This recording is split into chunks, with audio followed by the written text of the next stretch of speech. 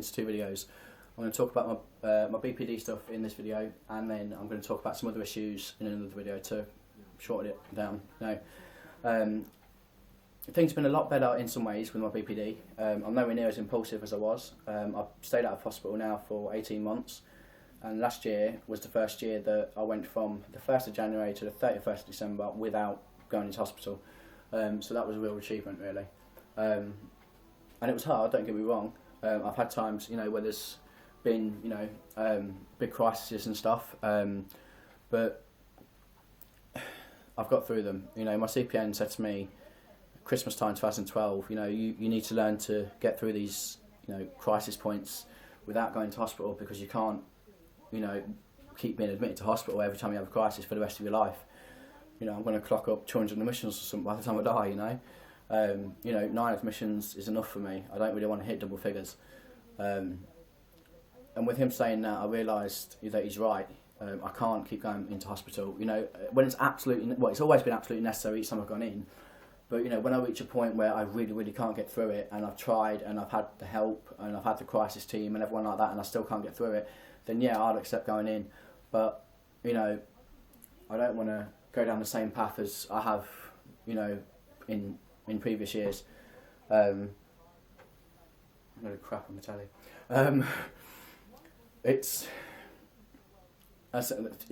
nowhere near, with my BPD, I'm nowhere near as impulsive as I was. I did self-harm at Christmas, on Christmas Day in fact. There was one thing that happened on Christmas Day that really upset me. And by the end of the day, I just couldn't cope. I was soaking wet for a start because a pipe burst and I tried to fix it. I didn't achieve that. I didn't succeed. Mind you, neither did my older brother. My dad did it in the end.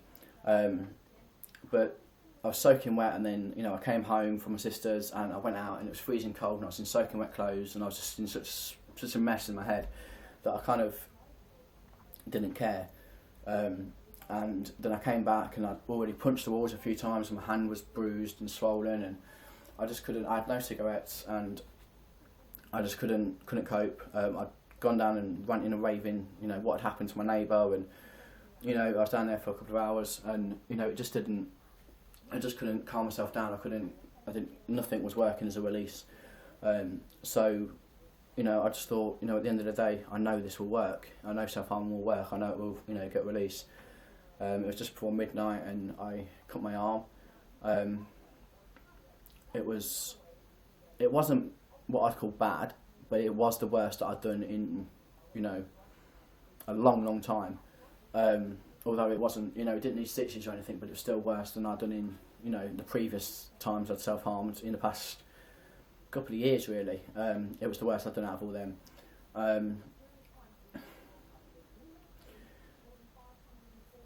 But I feel I chose to act on that thought of self-harm because I tried other things and I couldn't do it. I couldn't get that release, and I knew that this would work, and I just needed to calm down. I needed to be able to relax. It was just before midnight on Christmas Day when I did that, and by 3 a.m. I was completely relaxed and I managed to go to bed. And then I went to bed at say 3 a.m. on Boxing Day morning, and I woke up at. I took my 400 milligrams of Seroquel, where the Seroquel, I never called it Seroquel, Thiopin, which is slow release, which is what I used to be on, but I did get changed onto quick release, 200 at night, 100 in the morning, but I'd run out. No, I hadn't run out, it wasn't working, it just wasn't having any effect, and I just knew that I needed to sleep. So I took the 400 slow release, and it knocked me out from, I probably fell asleep about, 5 a.m. Boxing Day morning, and I woke up at 8 p.m. Boxing Day night. And then I woke up, and when I realised how long I'd slept, I woke up and saw the clock, 8 o'clock, and I thought, well, how's that right? Because I didn't come to bed, because it was dark. And I thought I didn't come to bed till late, so how was it 8 o'clock? And I looked, and then I realised it was at night time, Boxing Day, and I was really, really angry that I'd slept so long because I'd wasted the day, it wasn't my fault because, the meds had knocked me out. There was nothing I could do about it. But that had angered me because I feel like I'm sleeping my life away. and if I don't take my meds, then I don't sleep at all, and I become really unwell. But if I do take my meds, then I sleep all the time. Well, not all the time, obviously, but the majority of the time. When I'm on my meds, I need at least 12 hours sleep. And at age nearly 25, I shouldn't need that much sleep. 8 hours should be quite sufficient, but it's not. I need at least 12 hours, usually more 14-ish. But so that on Boxing Day, I slept about 17 hours. I think I slept. Because I went back. Well, I woke up about 8 o'clock and then I fell asleep again. It worked out about 17 hours, and the next day I went and spoke to my neighbour, and I was really, really angry that I'd slept so long, and I was just getting sick of it, because thinking, I'm just going to have to come off my meds, because I can't live my life like this. I felt that without my meds, I'm going to end up committing suicide, so I'll have no life. But with my meds, I'm sleeping my life away, so I still technically have no life, because I'm not doing anything with it. I'm just living. I'm just existing. I'm not, having a life and living and stuff like that. Existing's pointless if you're not going to live. It really angered me. I was so angry, but I managed not to self-harm again. And I haven't self-harmed again since that Christmas Day. So far in 2014, I'm self-harm free. Although it's not much of an achievement considering we're only 11 days in. Not for me anyway, personally. Maybe for some of you. My moods have been really, really erratic since about late November. They were a bit unstable at the end of September, October time, because I'd recently, actually thinking about it, they haven't been right since I had my surgery. Now don't get me wrong, I had my top surgery 25th of September, and it's the best decision I made, along with starting the testosterone and stuff. But I don't know. I don't know if it's the effects of the anaesthetic at first or whatever. But it's just really, my mood's just been quite erratic ever since. They did calm down late October-ish time, but late October, early November, I was fairly all right.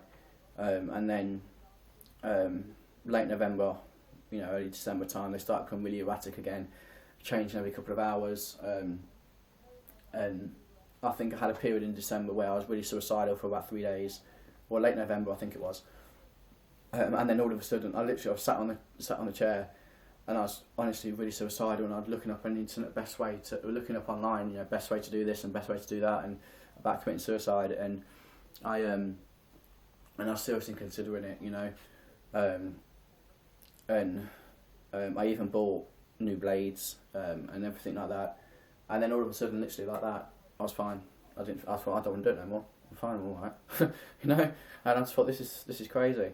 Now before, I wouldn't have lasted 3 days feeling like that. As soon as them feelings come on within a couple of hours, I would have acted on them, and I'd be in A&E.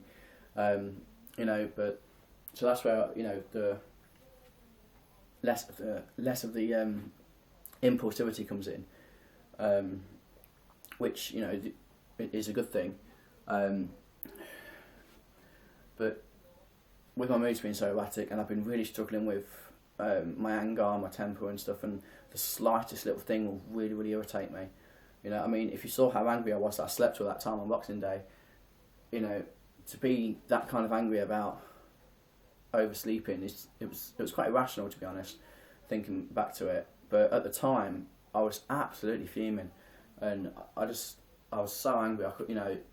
I felt like going into town. Now I don't do this. I don't go out drinking and stuff. But I felt like going into town, and just having a few drinks and purposely causing a fight so that someone would smash my face in, because at least then, the physical pain will be similar to the pain I get from self-harm, which gives me a release. And although it wouldn't have directly kind of been me harming myself, indirectly it would have been, because I would have it would have been my fault that I got hurt in the first place. But luckily I didn't do it. But that's how angry I felt, and I just wanted to, second to go and get myself beaten up, I thought, I'd just go upstairs and just smash the walls in. But the problem is, these walls are really thin, and I don't think I'm going to smash through it. It's that my neighbours will hear me hitting the walls. Well, my neighbour downstairs will, and she'll panic and she'll worry and stuff, and I don't want to do that to her. But apart from my moods being really erratic and struggling with my anger, I've been fairly okay. Meds at the minute, I'm on Quetiapine and venlafaxine. Venlafaxine I'm on 225, and Quetiapine I'm supposed to be on 200 at night, quick release, and 100 in the morning. But when I first started them, they weren't working. They weren't having any effect whatsoever. And then a couple of weeks later, one night they wouldn't work, and then another night they would work. And I think that kind of added to why I was so angry all the time and so erratic and stuff. So I spoke to my GP and he agreed I can go back on the 400 slow release that I've been on until I see my psychiatrist. And then the quick release started to work. So when I saw my GP on Thursday just gone, and I tried to explain, and he was like, you know what, you can just stay on the 400 until you see your psychiatrist. So now I've got to go back on the 400, and I'm going to be sleeping all the time. I've been really struggling with sleeping at night, but that's more to do with another issue that's coming on. I'll talk about that in another video that I make in a minute. But overall, my BPD's not been too bad. I do feel that as my BPD's improved so much, I'm kind of, not purposely or intentionally or anything like that, but it's kind of been replaced by a whole other set of problems. I just feel that life's not really giving me much of a break in that with mental health, and that I get rid of one problem and another one comes up, and it's getting really tiring. I feel fed up that I'm not doing anything with my life. You know, I don't know what career path to go down. I don't know what to do. You know, a lot of my friends are on their career paths, or you know, they've got a job, a steady job. You know, and I haven't. You know, back last year, 2012 when I got admitted to hospital. Just before I got admitted, I started working at McDonald's. I lasted 6 weeks, and that's what ran me into the ground really. And I was in hospital for 6 weeks, so I had to give that up, and that was just working at McDonald's. You know, and so I just couldn't do it. But I want a meaningful job. You know, if it wasn't for, it's hard because I want to say if it wasn't for my mental health, I think I'd make quite a good social worker, to be honest. But like specialised in mental health. But if it wasn't for my mental health, then I don't think I'd feel I'd make a good social worker because I wouldn't have such an understanding. But I've also thought about working with animals because I love animals. But then I thought about working with you know, kids and youths and stuff, teenagers and that lot, and I just don't know what to do. You know, I've thought in the past about going to photography, but you know, I love taking photos and stuff. I just don't know. You know, last year I was supposed to start a media media studies course or something like that.